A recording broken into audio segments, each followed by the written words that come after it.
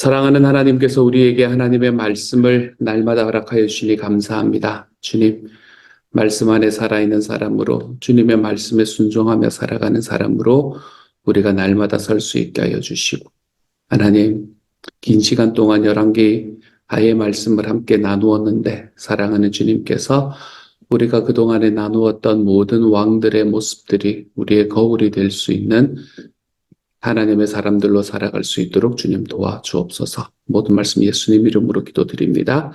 아멘. 하나님께서 우리에게 주는 말씀을 함께 나눕니다. 열왕기하 25장 18절부터 30절까지의 말씀입니다. 열왕기하 25장 18절부터 30절까지의 말씀. 우리 같은 목소리를 함께 읽도록 하지요. 25장 18절부터 30절까지의 말씀입니다. 같이 읽습니다. 시작. 시위대장이 대제사장 스라야와 부제사장 스바냐와 성전 문지기 세 사람을 사로잡고 또 성중에서 사람을 사로잡았으니 곧 군사를 거느린 내시한 사람과 또 성중에서 만난 바 왕의 시종 5사람과 백성을 징집하는 장관의 서기관 1사람과 성중에서 만난 바 백성 60명이라. 시위대장 느부사라단이 그들을 사로잡아 가지고 리블라 바벨론 왕에게 나아가매 바벨론 왕이 하맛 땅 리블라에서 다 쳐 죽였더라. 이와 같이 유다가 사로잡혀 본토에서 떠났더라. 유다 땅에 머물러 있는 백성은 곧 바벨론 왕 느부갓네살이 남긴 자라. 왕이 사반의 손자 아히감의 아들 그달리아가 관할하게 하였더라. 모든 군대 지휘관과 그를 따르는 자가 바벨론 왕이 그달리아를 지도자로 삼았다 함을 듣고 이에 느다니아의 아들 이스마엘과 가레야의 아들 요하난과 느도바 사람 다누베스의 아들 스라야와 마아가 사람의 아들 야사니아와 그를 따르는 사람이 모두 미스바로 가서 그달리아에게 나아가매 그달리아가 그들과 그를 따르는 군사들에게 맹세하여 이르되 너희는 갈대아인을 섬기기를 두려워하지 말고 이 땅에 살며 바벨론 왕을 섬기라. 그리하면 너희가 평안하리라 하니라. 7월에 왕족 엘리사마의 손자 느다니아의 아들 이스마엘이 부하 10명을 데리고 와서 그를 쳐서 죽이고 또 그와 함께 미스바에 있는 유다 사람과 갈대아 사람을 죽인지라. 노소를 막론하고 백성과 군대 장관들이 다 일어나서 애굽으로 갔으니 이는 갈대아 사람을 두려워함이었더라. 유다의 왕 여호야긴이 사로잡혀 간 지 37년 곧 바벨론의 왕 에윌무로닥이 즉위한 원년 12월 그달 27일에 유다의 왕 여호야긴을 옥에서 내놓아 그 머리를 들게 하고 그에게 좋게 말하고 그의 지위를 바벨론에 그와 함께 있는 모든 왕의 지위보다 높이고 그 죄수의 의복을 벗게 하고 그의 일평생에 항상 왕의 앞에서 양식을 먹게 하였고 그가 쓸 것은 날마다 왕에게서 받는 양이 있어서 종신토록 끊이지 아니하였더라. 아멘.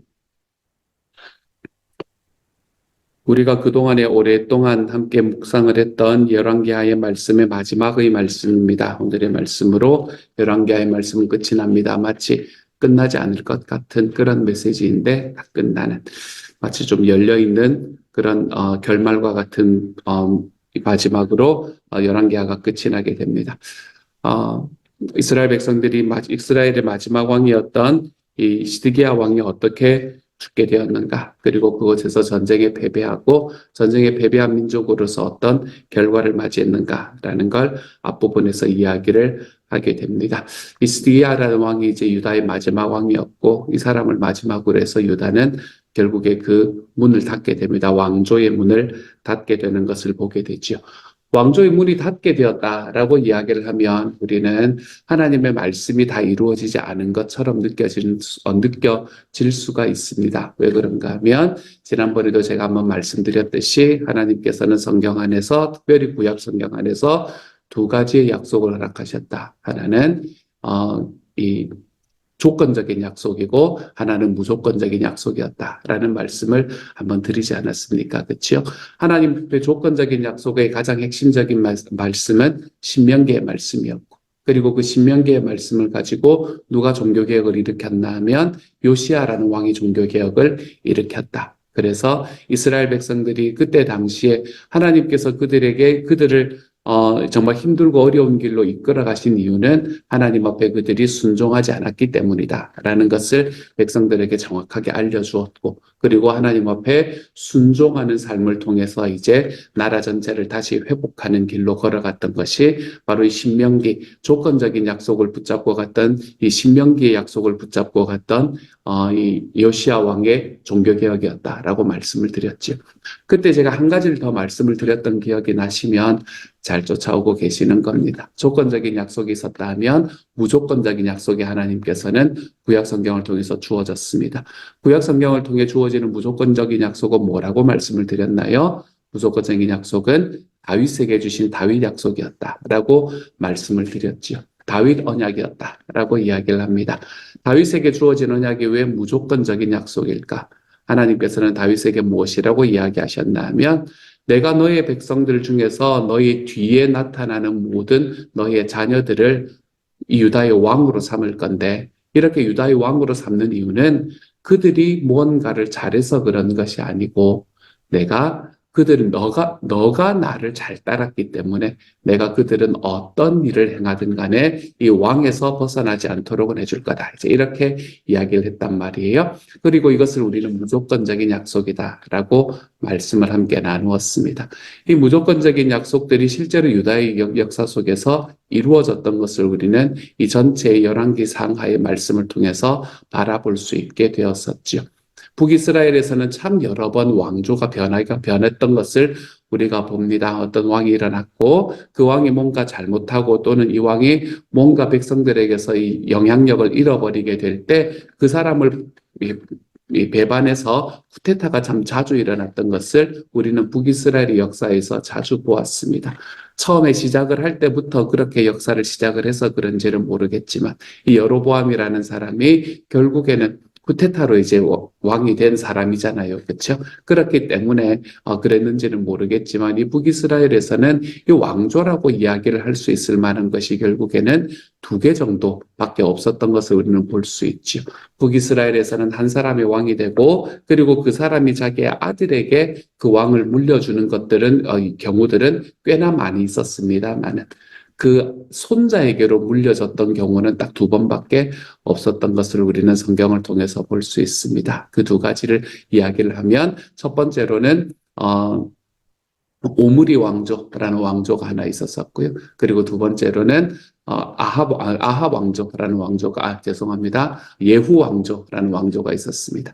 그래서 오므리 왕조의 대표적인 왕은 이 아합이라는 왕이었고, 그리고 예후 왕조의 대표적인 왕은 물론 예후도 성경에서는 잘 나오긴 하지만 가장 번성했던 왕은 아마도 여로보암 2세라는 왕이 가장 번성했던 그런 때를 우리는 볼 수 있습니다. 이 2개의 왕조를 제외하고는 아버지에게서 아들로 왕위가 물려지고 나면 주로 쿠데타가 일어나서 또 다른 사람의 왕이 됩니다. 그리고 아들에게까지 연결되지 못하는 경우도 꽤나 많이 있었었고요.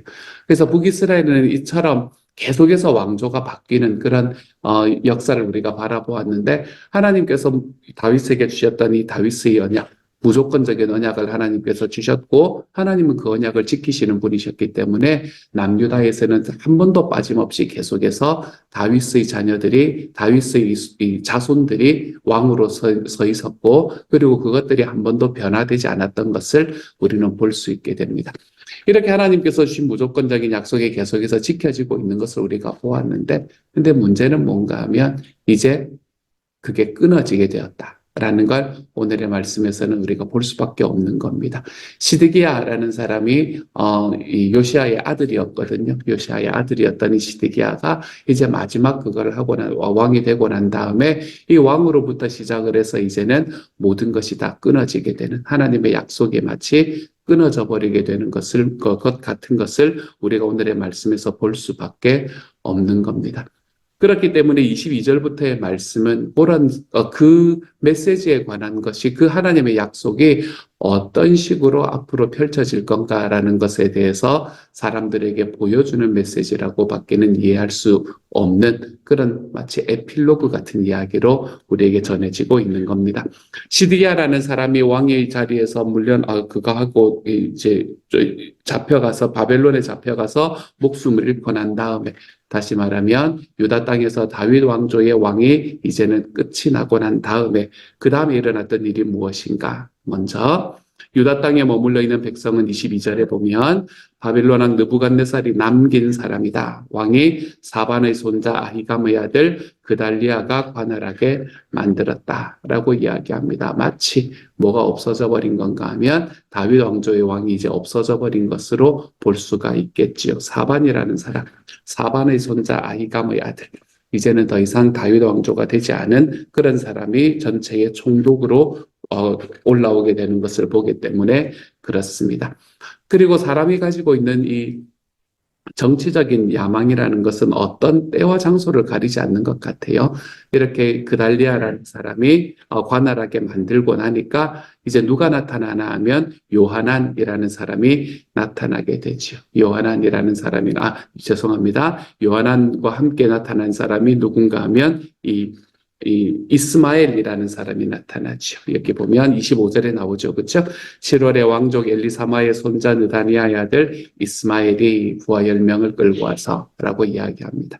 그래서 결국에는 이스마엘이라는 사람이 누구를 죽이나 하면 그달리아를 쳐서 죽입니다. 총독을 죽이는 거죠. 그렇죠? 이게 그 사건이 이제 정치적인 사건이었어요. 정치적인 사건이 이 안에서 일어나게 되는 겁니다. 그렇게 죽이고 나니까 누가 겁이 나나 하면 바벨론이 겁이 나는 겁니다. 왜냐하면 이 그달리아라는 사람은 바벨론 왕이 세운 총독이었잖아요. 그렇기 때문에 바벨론이 겁이 나니까 어디로 도망하나 하면 이집트로 도망했다라고 이야기하는 것을 보게 됩니다. 26절에 보면 노소를 막론하고 백성과 군대 장관들이 다 일어나서 애굽으로 갔으니 이는 갈대아 사람이라는 말이 바벨론을 이야기하는 겁니다. 여러분, 여기 성경에서 구약 성경에서 갈대아 사람 하면 바벨론이다 이렇게 생각을 하시면 됩니다. 이 사람들을 두려워했기 때문이다 라고 이야기하면서 이제 그 당시에 남아있던 사람들 안에서는 어떤 일이 벌어졌는가라는 것을 우리에게 보여주지요. 그리고 난 다음에 27절부터 30절까지의 말씀은 마치 하나의 새싹 같은 그런 말씀이라고 볼 수 있습니다. 유다의 왕 여호야긴에 관한 이야기입니다. 유다의 왕이었던 여호야긴은 시드기야 전의 왕이었거든요. 시드기야 전의 왕이었고 이 사람은 요시아의 손자였던 사람이었습니다. 요시아의 손자였던 이 여호야긴이 이제 전쟁에 패하고 어디로 잡혀갔나 하면 바벨론으로 잡혀갔거든요. 바벨론으로 잡혀간 다음에 37년, 참 오래도 있지 않았습니까? 그렇죠? 시드기야가 왕이 되어서 이 남유다를 다스린 게 11년이었습니다. 그러니까 이제 이 사람이 사로잡혀가고 시드기야가 왕이 되고 11년이 지나고 그리고 11년이 지난 다음에 나라가 무너지고 난 다음에도 26년이 지난 다음입니다. 37년이라는 말은 잡혀가서 37년이다라는 말은 나라가 무너지고 난 이후에도 26년이 더 흐른 후에 바벨론의 왕도 이게 한 번만 바뀐 게 아니라 여러 번 바뀐 상황입니다. 그래서 그 새로운 왕 에윌무로닥이라는 사람이 즉위한 원년에 유다의 왕 여호야긴이 이제 옥에서 풀려났다라고 이야기합니다. 그리고 그의 머리를 들게 만들었다. 그리고 이제 바벨론에 있는 모든 왕의 지위보다 높이고 그 죄수의 의복을 벗게 하고 항상 왕의 앞에서 양식을 먹게 하고 그가 쓸 것은 날마다 왕에게 받는 양이 있어서 종신토록 끊이지 않았다라는 이야기를 들려줍니다. 모든 것이 다 무너져 버리고 이제 모든 것이 다 끝난 것 같은데 그 끝난 것 같은 때에 나타나는 하나의 빛 같은 작은 빛 같은 그런 메시지가 열왕기하의 마지막 메시지다라는 걸 우리에게 보여주네요. 이렇게 마지막으로 이제 이 여호야긴이라는 사람이 다시 회복이 되고 난 다음에 여호야긴의 회복은 무엇으로 결국에는 이어지나 하면 이 예레미야가 이야기를 했던 70년의 포로 생활까지 이어지게 되는 겁니다. 지금 포로 생활을 포로 생활을 70년을 헤아리는 것은 언제부터 헤아리나 하면 605년부터 헤아리게 되거든요. 이 605년 잘 모르셔도 됩니다. 어쨌든 이 주전 605년부터 헤아려서 이제 보통은 70년 포로 생활이다. 그래서 535년에 이제 다시 포로 생활에서 돌아오게 되거든요. 그래서 605년부터 생각을 하는데 여기가 이 이스라엘이 지금 그걸 멸망을 한 거는 587년이기 때문에 586년이기 때문에 어쨌든 이 과정 속에서 지금 이제 26년이 지났지만 앞으로 70년이 되려면 아직도 수십 년이 남은 상황입니다만 그 모든 과정들을 다 거치고 난 다음에 하나님께서는 다시 이스라엘이 이 유다가 그 땅에서 놓여나는 것을 하나님께서는 계획하셨고 계획하신 대로 하나님은 이 유다 땅에서 유다 땅으로 백성들이 다시 돌아오도록 만드시는 것을 경험합니다. 유다로 다시 돌아오는 사람들에 관한 이야기를 보시려면 여러분 어디를 보시면 되나 하면 에스라서와 느헤미야서를 보시면 되죠. 에스라서와 느헤미야서를 통해서 다시 유다 땅으로 돌아오는 것을 우리는 볼 수 있게 됩니다. 이렇게 하나님께서 유다가 다시 그곳에서 살아갈 수 있게 만드셨고 그리고 그 과정을 수백 년 동안 지속해 오시던 하나님께서는 결국에는 그 땅에서 누구를 보내시나 하면 다윗의 자손에게서 자기의 아들이신 예수 그리스도를 보내시는 것으로 하나님의 약속이 끊어지지 않았음을 보여주시기 시작하셨습니다. 하나님은 내가 너에게서 이 다윗의 자손이라고 이야기하는 이 사람들이 그 나라의 왕에서 절대로 멀어지지 않겠다. 절대로 그 나라의 왕에서 떨어지지 않도록 하겠다라고 이야기하셨고 약속하셨고 그 약속을 쭉 지켜오는 가운데에서 마치 약속이 끊어지는 것 같이 보이는 이 상황이었지만 약속이 끊어지는 것 같이 보였던 상황 속에서 이 여호야긴이라는 사람이 등장을 하고 그리고 여호야긴을 지나고 난 다음에 그 바벨론에서 살아가던 사람들이 70년 이후에 하나님의 약속대로 다시 유다 땅으로 돌아가게 만드셨고 유다 땅으로 돌아가게 만드셨던 하나님께서는 그 땅에서 자기 아들 예수 그리스도를 다윗의 자손으로부터 나게 만드심으로 하나님의 약속을 지켜내시는 겁니다. 이제 이 땅에서 모든 민족의 왕이신 예수 그리스도가 오게 하심으로 하나님은 내가 너의 자손에게서 왕위를 빼앗지 않겠다라고 이야기하시는 그 약속을 지키셨고 그리고 다윗의 자손으로 오신 예수님은 지금도 우리의 왕노릇을 하고 계시는 분으로 자리 잡고 계시는 겁니다. 하나님은 하나님의 약속을 이렇게 이루어 가시는 분이셨습니다. 하나님이 주셨던 그 무조건적인 약속, 다윗 너 때문에 내가 너의 자손들에게 나의 약속을 만들어 주겠다라고 이야기하셨던 그 약속들을 끝까지 지키시는 하나님으로 등장하시게 되는 거죠. 그러므로 사랑하는 여러분, 오늘의 말씀 특별히 열왕기하의 제일 마지막 부분을 지나가면서 저는 여러분과 한 가지를 나누고 싶습니다. 사랑하는 여러분, 하나님께서는 어떤 일이 있어도 약속을 지키시는 분이십니다. 여러분 이것 붙들고 걸어가십시다.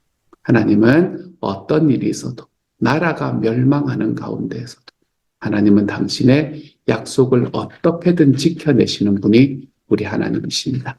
그러므로 약속을 지키시는 하나님을 붙들고 있으므로 쉽게 낙담하지 말고 쉽게 두려워하지 말고 쉽게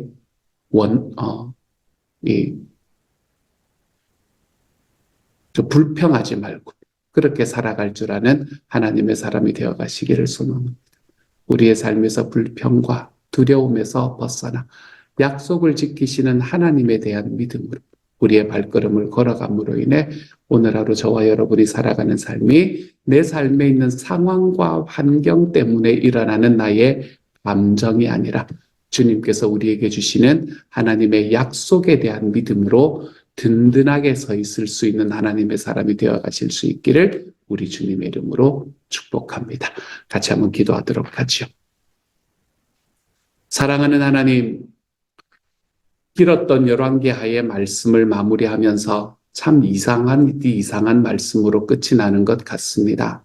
하지만 그 안에 베푸신 하나님의 말씀이 얼마나 깊은지 모릅니다. 여호야긴이 왜 놓여날 수밖에 없었는지, 그가 왜 그곳에 있었던 모든 포로로 잡혀갔던 왕들보다 높아질 수밖에 없었는지, 하나님께서 어떻게 자기의 약속을 끝까지 지켜가셨는지, 하나님이여, 우리가 오늘은 그 말씀을 바라보았습니다. 주님, 우리의 삶 속에서도 하나님께서는 우리에게 평강을 주시고 우리에게 번영을 주시고 소망을 주시고 생명을 주시겠다고 하신 이 약속을 끝까지 지켜가시는 분이라는 것을 다시 한번 경험할 수 있게 하여 주시고, 사랑하는 주님, 이렇게 주님 앞에 살아가는 삶의 모든 과정 속에 우리 살아계신 하나님의 그 신 은혜를 깊이 경험할 수 있는 주님의 사람들 다 되도록 아버지여 도와주옵소서. 두려워하지 않겠습니다. 주님, 불평하지 않겠습니다. 삶의 환경 때문에 제 삶이 흔들흔들하지 않겠습니다. 주여, 내 삶에 반석처럼 서 계시는 내 하나님을 찬양하오니 주님, 우리와 함께 계셔 주옵소서. 모든 말씀 우리 주님 예수님 이름으로 기도드립니다. 아멘.